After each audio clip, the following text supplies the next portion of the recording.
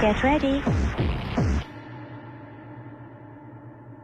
Hi, welcome back to Hypnosis 247 Live. My name's Kaz Riley, and Trancing in the Sheets with me today is Stin-Niels Musche. I hope I've got that right.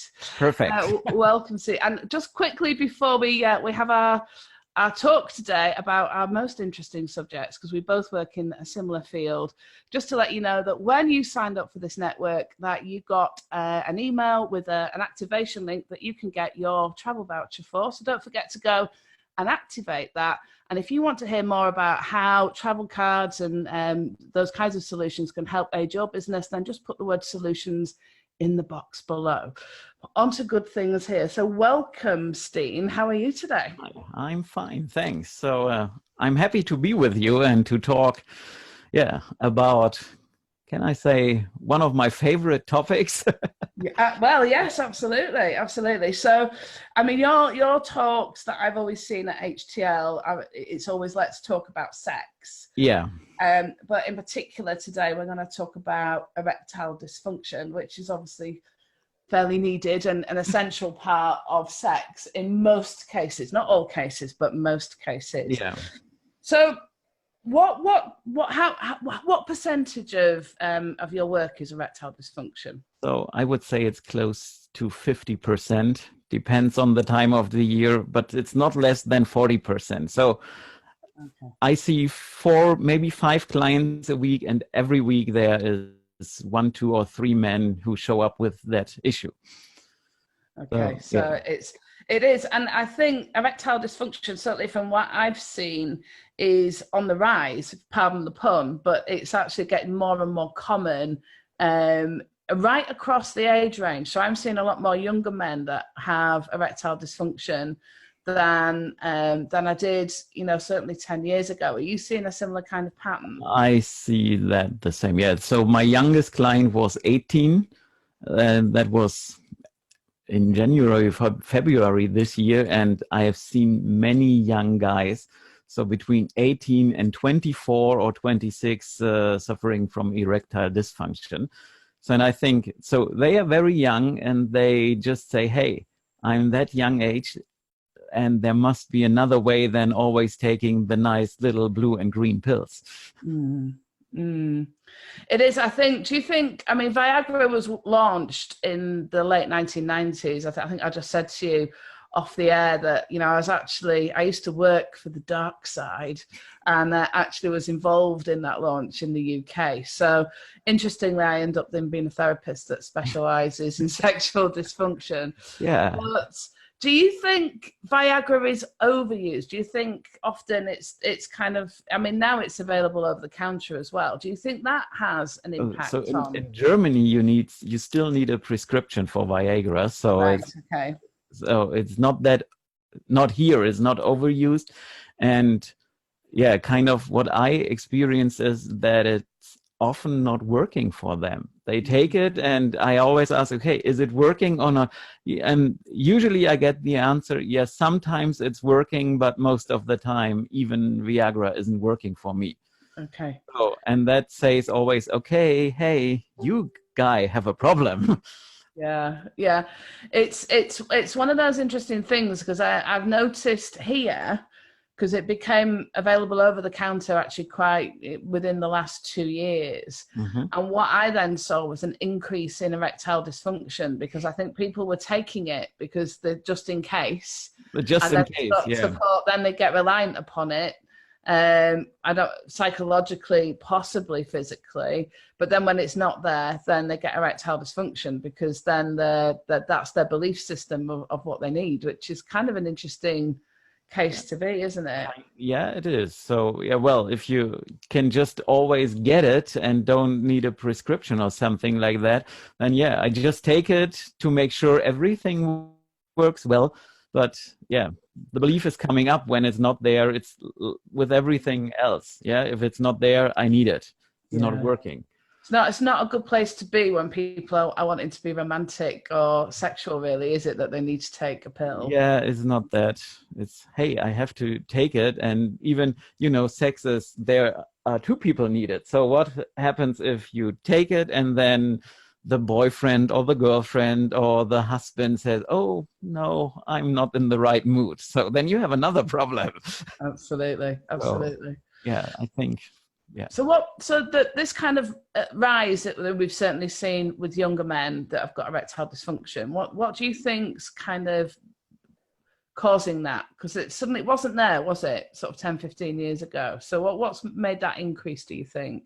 I think they just talk about it. It's not, you know, kind of an under the table thing. The people just go out and talk, and we live in 2019 today. So it's easy, just, okay, I have this or that problem. I use my computer or use my smartphone and type in the name of the big search engine, what helps with erectile dysfunction or erection problems, and you find answers. And years ago, it's always, you have to see a doctor. And in my opinion, the advices of the doctors are not really good. No. The only thing they always ask, yeah, okay, it's your problem, so do you want the green or the blue pills? Yeah. They don't do very big stuff on that. It's just, okay, here's the pill and that's it. They don't have tips how to, how to get in a good place mentally, isn't it? Because I often find out, I was working with a gentleman this morning actually that had erectile dysfunction, and I was doing some regression to cause, which is often very revealing, isn't it, when you're working with erectile dysfunction? Yeah. And I know when it often goes back to something that isn't even sexual, isn't it? It's just a performance anxiety that kind of that's most of the time a performance anxiety or kind of a inner pressure. So yeah, that's, I would say, in 80% of the cases, it's just performance or kind of a pressure. And when we do regression with that, it's usually in the early ages. So it's nothing with sex stuff going on there.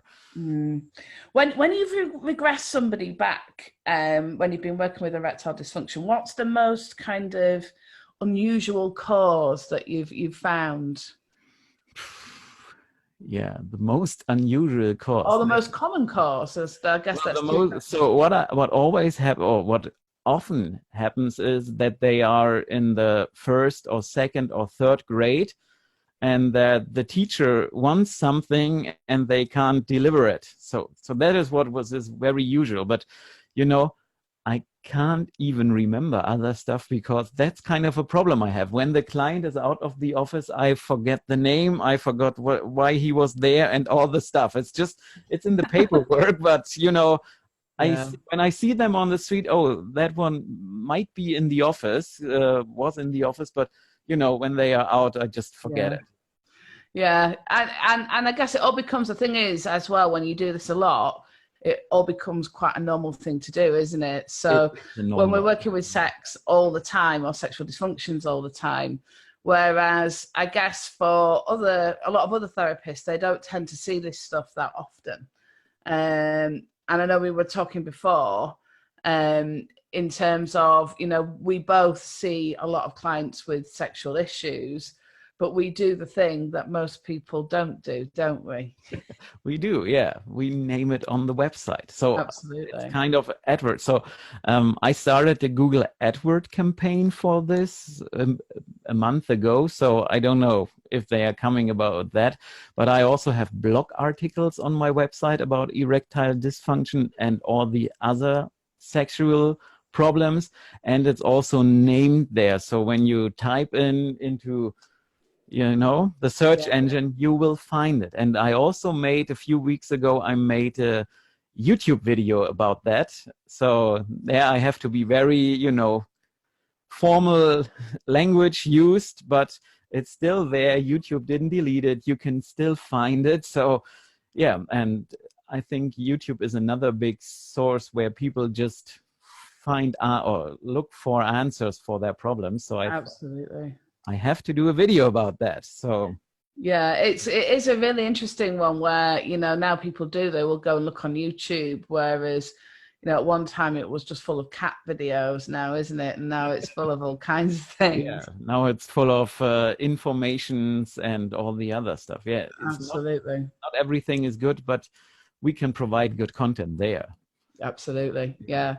It's an interesting area to work with. I know, you know, we were just chatting again before. It's an area we both love working with. It is such a fundamental part of life, isn't it? The ability to have sex and the choice whether you want to or not, and what something like erectile dysfunction can take away is somebody's choice, isn't it, to have a fulfilling sexual relationship. That's it.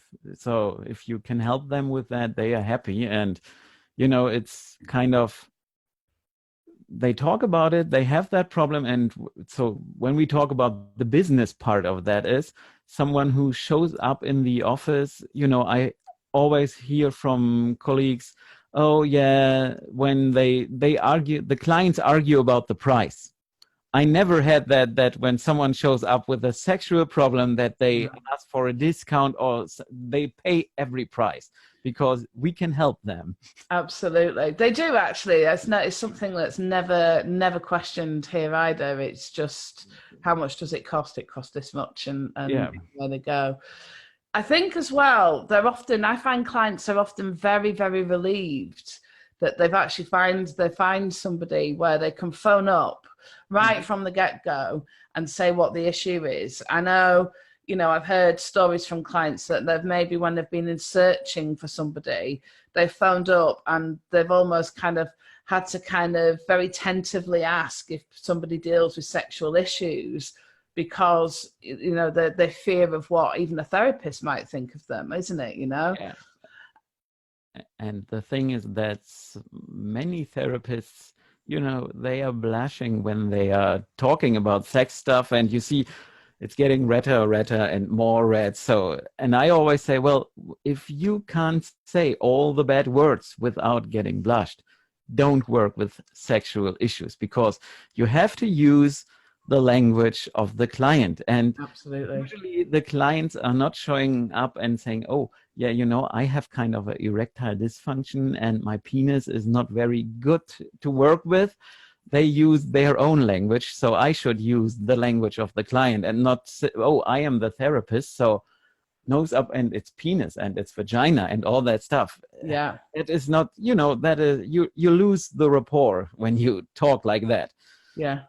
But it becomes very stilted, isn't it? And what good therapy relies on, I guess, is a good flow, isn't it, between you and the client, or ourselves and the client. And that can actually be a bit disconcerting. I'm actually I'm just about to do a video, one of these interviews with a GP who, you know, she says something very similar, that it's all very well sounding very medical, but actually it's a very emotional thing, isn't it? Yeah, more it is. Than not. Yeah. Erectile dysfunction especially is a very emotional thing. And sometimes I see people even can't say the word for their penis. They can't actually, they kind of, you know, kind of almost pointing, and they, you get that as well, where they're kind of almost nervous to talk about it.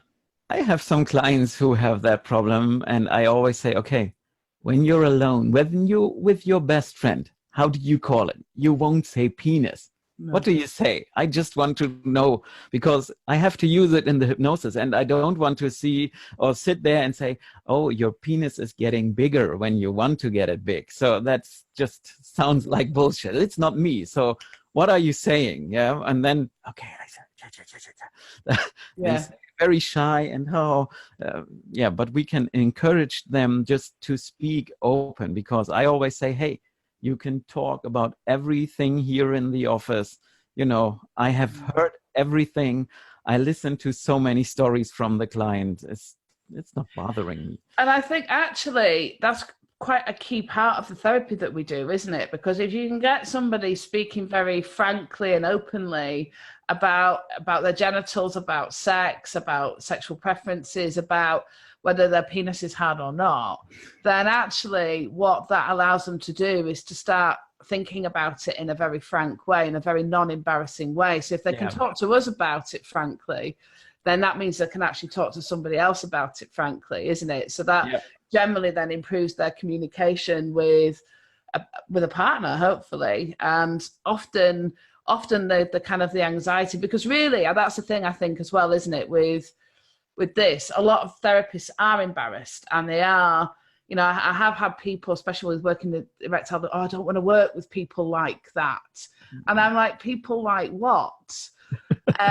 Because, you know, they're, oh, well, you know, sexual issues. And I was like, you know, anybody that's going to be a bit odd in a female hypnotist's office doesn't book in with erectile dysfunction. They book in with weight loss. You know, the ones that book in with erectile dysfunction have got erectile dysfunction. Yeah. So it's an interesting how other people see that, isn't it? And yeah, I agree. So what do you think?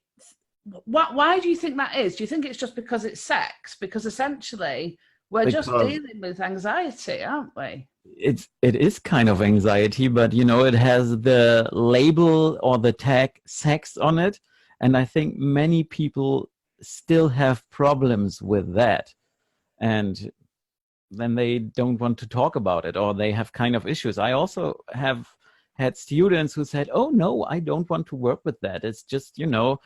And I always say, why don't you want to work with that? And then you see, okay, they have kind of their own issues with that, and so they don't want to work with it.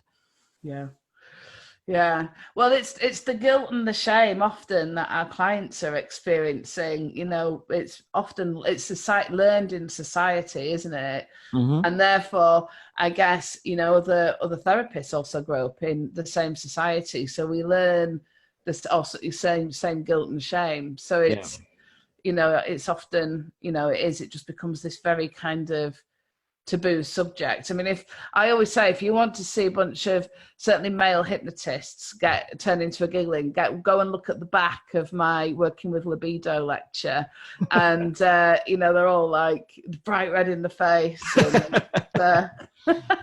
it's just, I think if the therapist have kind of problems with sex or working with that, hey, you can go and see a hypnotist. He can help, or she can help with the own issues to improve that, to work with that.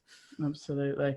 So if you had a take home message, if you like, to tell clients, if you as everything that you wanted prospective clients with erectile dysfunction, you know, ones that are just about to start looking on the internet for some help with their erectile dysfunction, what would you love them all to know?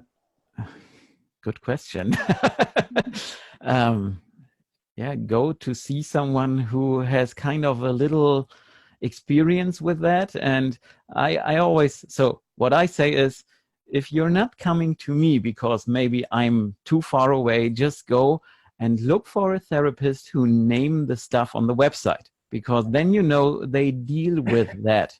If you don't find anything about erectile dysfunction or other sexual issues on the website of the therapist, he may is not that experienced to help you with that. And you always get a better outcome if the therapist knows how to deal with that. And that's not the method, but, you know, we talked about that, using the right language with the client and not sitting there and using all the medical words. Well, this is it, isn't it? You know, we don't. It's interesting, isn't it? Because we don't have any embarrassment about any other part of the body, do we? You know, no, so I don't have. It's a really kind of interesting concept. Is there anything else that you'd like them to know? I guess go and see your doctor first, just to make sure there's nothing physical going on. But the thing is, the doctors, you know, they don't take that time. So in Germany, I don't know how it is in the UK or in the US, or where the people just listen or watching. In Germany, I have seen clients and they said, yeah, I was at the doctor and he asked some questions, but they didn't go there. And, you know, you can test it and you can check if the muscles are working and all that stuff. So I had this year, that's maybe an interesting story. I had one client and he saw me for 4 sessions, which is unusual for erectile dysfunction. So I did Simpson protocol with him, and I asked the superconscious mind of the client, okay, is this problem because the signals from the brain don't go down to the penis? Are there any nerves damaged? and his yes finger came up. So that was the answer from the superconscious mind. And after that, he said to me, oh, I should tell you, I have made an appointment with another specialist, and she said that maybe something is damaged there. So he had the appointment after our session, and I asked the question in my mind. So who's not familiar with Simpson protocol, another topic, but I asked the question in my mind. It says yes. Then he saw the doctor, and she made, I don't know what she did for examination, but she confirmed what the superconscious mind says. So we couldn't fix it because it wasn't a psychological problem. It was a really damage in his nerve system. Why the signals from the brain? He said, well, I am in the right mood and all that stuff, but it's not working. And also the blue pills didn't work. So go and see a doctor, check, and make sure that he is doing the right examination with that. This is the thing. And I think sometimes, we might see a client first, excuse me, and then we're actually having to educate them as to what some of the questions that they maybe need to ask, or some of the things, especially if they've not responded to hypnosis, actually, because that's I always try and get people to go first, but I think for any, especially with erectile dysfunction, it's often, and just by asking the questions, if they can get an erection at some times and not at other times, we know they can get an erection, so we know probably. But if you've got somebody that's having problems all the time, then that's a big red flag, isn't it? That maybe something else going on. No, absolutely. So tell us where people can find you if they're wanting to learn more. Do you do online sessions? I do online sessions, and sessions are also available in English. Not only in German. And the easiest way is hypnoschool.de, which is the URL of the school I'm working, but there you can also find my office page, because this is a long German word, so it's easier to go to hypnoschool.de and get there in touch. And can you, is that in English or German or both? It's German. It's only German because, so they can click the Google they Translate, can click then, over, can't they? or if someone wants to see me, hey, it's easy. It's you can send an email to Musche, MUSCHE @gmx.com. Okay, so and we'll make sure that these are all captioned on the video, so when people are watching this will come up so people can get those. So I think, it's a fascinating subject, isn't it? Erectile dysfunction, and it does evolve. I think it used to be seen very much as an older man's issue, and now it's certainly right across the board, isn't it? And I think that's a takeaway. If there's people out there that have erectile dysfunction, it's just us acknowledging how common it is. And, I think often people don't talk about it, do they? They don't, they kind of hide away and worry. And in some cases don't even enter into relationships because of it. They worry about it. So just, I guess, maybe our take-home message is that there is help out there. And there's plenty of us that are doing it, and we're not embarrassed, and we're happy to see them and all the rest of it, isn't it? Yeah, and I agree. So, and one thing I just want to add is in preparation of the YouTube video, I was just looking on Google how many men have problems with erectile dysfunction or erectile problems. So it is up to 50% between the 20th and the 45th year of their life. So it's, I think 50% is a lot. So you can split it down in more every time and sometimes and all that stuff, but remember 50%. So help is out there. Yeah, half of them. And that includes everything from somebody that's experienced it once when they've maybe had a bit too much to drink, right the way through to somebody that gets that all the time. In fact, the statistics for sexual dysfunction, so sexual dysfunction across the board is 40% of the population in a lifetime. So that's That's a lot of people. That's a lot of clients that people are advertising for, isn't it? Yeah. So we're so busy. Well, we're going to stop that there because we've run out of time. Thank you so much for coming on and talking to us about this. And I'm sure we'll have you back on because this is Trancing in the Sheets. We do talk a lot about various sexual things, and you certainly are the guy to go to in Hamburg, in Germany, in fact. So we want to make sure that everybody knows where to find you and what's going on with that. So thank you so much, Stin, for coming on. You're welcome. Thank you.